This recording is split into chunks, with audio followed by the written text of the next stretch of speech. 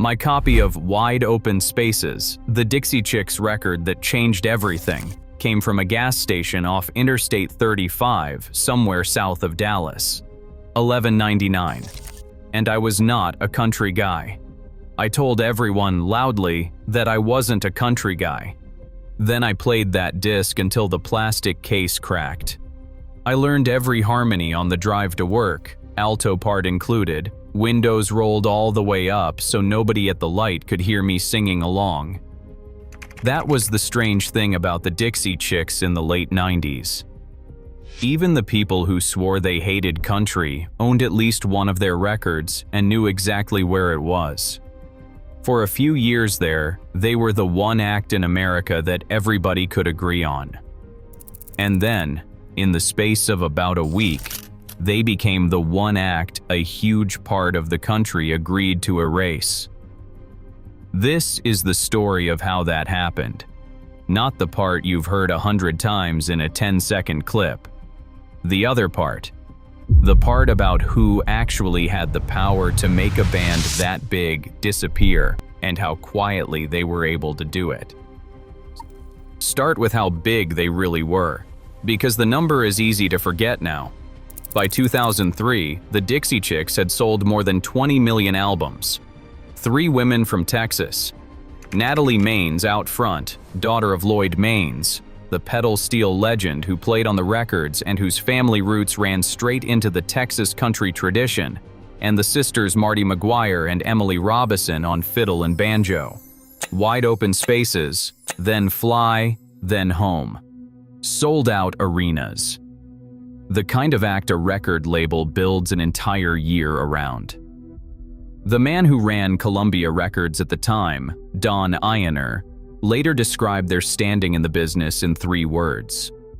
He said they were, quote, like Elvis. Now the night itself. March 10th, 2003. A 2,000-seat theater in London called the Shepherd's Bush Empire, opening night of their world tour. Maines was introducing a song called Travelin' Soldier, and she said this to the crowd. Just so you know, we're on the good side with y'all. We do not want this war, this violence, and we are ashamed that the President of the United States is from Texas, 9 days before the invasion of Iraq. The London crowd cheered. Emily leaned into her microphone and added that they were behind the troops 100%. And then the 3 of them went back to the hotel and went to sleep, with no real idea anything had happened at all. It had. By the time they woke up, the sentence had crossed the Atlantic. The reaction back home was not a debate. It was a demolition. Country radio dropped them inside the week. Fans organized events to destroy the albums they already owned. A radio station down in Louisiana wheeled an actual 33,000-pound tractor into a parking lot and ran it back and forth over a pile of compact discs, which is a genuinely surreal amount of industrial farm equipment to aim at a stack of plastic. Maines got death threats. Within a few days, she issued an apology and called the remark disrespectful. Somewhere in one of those piles getting flattened in a parking lot, statistically, was a disc exactly like the cracked case copy still riding around in my glove box. Here's the part the short clips always skip. How does a band that size vanish from the radio in 7 days? That does not happen by accident. And it does not happen because a few listeners are upset. It happens because of a law most people have never heard of. In 1996, Congress passed something called the Telecommunications Act. Before that law, there was a hard limit on how many radio stations a single company could own. 40. After the law, that cap basically dissolved, and with it, the FCC's ability to keep any one company from swallowing the dial whole. And one company in particular went shopping. Clear Channel Communications, now known as iHeartMedia, went from owning around 40 stations to owning roughly 1,240 of them in under 6 years, which is the corporate equivalent of picking up radio stations the way other people grab gum at the checkout. By 2003, the 4 biggest companies controlled close to 90% of all radio revenue in most markets outside the big cities. So when the backlash came, it did not have to crawl from town to town. It could move through a few corporate offices and reach the entire country by lunch. Cumulus Broadcasting pulled the Dixie Chicks from every one of its 270 stations and kept them off the air for 30 straight days. Cox banned them across its chain too. Clear Channel handed the decision down to its local program directors. A small number of choices made by a small number of people in a small number of rooms.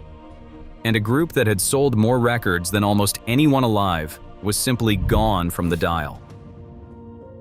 I want to stop here for a second because this is the point where the whole thing usually gets dragged onto cable news and turned into the argument you're already expecting. And that argument is genuinely the least interesting thing about this story. So forget, just for a minute, whether you think she was right. Forget Texas, forget the war, forget the one sentence in London. The question, all of this actually forced into the open had nothing to do with any of that. It was simpler and a lot harder to answer. When 4 companies own most of the radio in the country, who really decides what you get to hear? That question got loud enough that in July of 2003, the United States Senate held a hearing about it. And the detail that tells you this was never really a left against right story is who walked in worried. John McCain, the Republican from Arizona, called the ban, quote, an incredible act. He said he had been as offended as anyone by what Maine said, and he still thought yanking the music was wrong. Barbara Boxer, the Democrat from California, pointed straight at the consolidation. The Chicks' own manager, Simon Renshaw, sat in front of the committee and testified about what happens when that much of an industry answers to that few people. The chief executive of Cumulus, Louis Dickey, told the senators there had been a real groundswell from his listeners. He was not lying. Neither was McCain.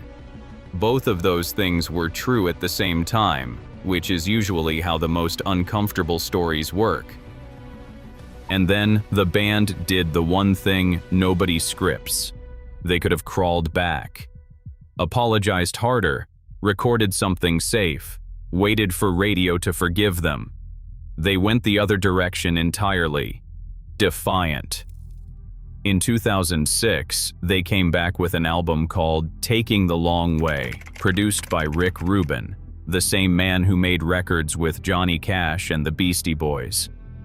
The lead single was not an olive branch. It was a flat refusal to apologize again, and it was called Not Ready to Make Nice, written in part by Dan Wilson of Semisonic, a pop songwriter with no country radio stake in the outcome, which, in retrospect, was exactly the right person to bring into the room. Country radio mostly would not play it. That did not matter even a little. The album debuted at #1 across every genre, not just country, and sold more than 500,000 copies in its first week. Around the same time, a documentary crew had been following all of it. The backlash, the death threats, the Senate hearing, the recording sessions. That film came out in 2006. It was called Shut Up and Sing. If you want to understand what those 3 years actually felt like from inside the thing, that's where to go. Then came the Grammys in February of 2007.